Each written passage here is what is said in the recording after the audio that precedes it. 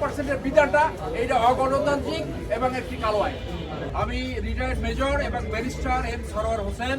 আমি অ্যাপিলেট ডিভিশনের লয়ার, স্বতন্ত্র প্রার্থী হিসেবে ঢাকা 17-তে আমি আমার ক্যান্ডিডেটস ঘোষণা করেছিলাম এবং বিধি অনুযায়ী 1%-এ 3,334টি ভোটার সমর্থনের প্রয়োজন ছিল।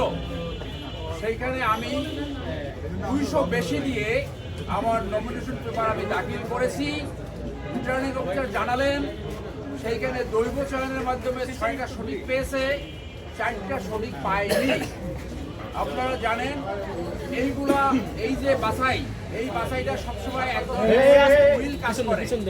1%-এর এই বিধানটাই অবৈধ। তো এই বিধানে যাকে খুশি তাকে বৈধ করতে পারে, যাকে খুশি তাকে অবৈধ ঘোষণা করতে পারে।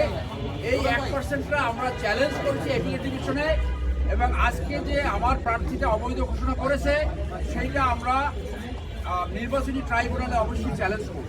দৈব চয়নের মাধ্যমে তারা 10টি সমর্থনকারী বাছাই করেছে, 6টা সঠিক পেয়েছে, 4টা সঠিক পায়নি। আমি যেমনটা বলেছিলাম এই স্বতন্ত্র প্রার্থীদের ক্ষেত্রে এই 1%-এর যে কালো আইনটা রয়েছে, যাকে খুশি তাকে বৈধ ঘোষণা করা যায়, যাকে খুশি তাকে অবৈধ ঘোষণা করা যায়। এইখানে অনেক কারণ রয়েছে। আমাকে 4টা তারা বৈধতা পায়নি, যেটা তিনি বলেছেন যে আমি আপিল করতে পারবো, 5 তারিখের পর থেকে আপিল করা যাবে। আমি অবশ্যই এটা আপিল করব। সর্বোপরি আমি বলবো এই যে 1%-এর বিধানটা এইটা অগণতান্ত্রিক এবং একটি কালো আইন।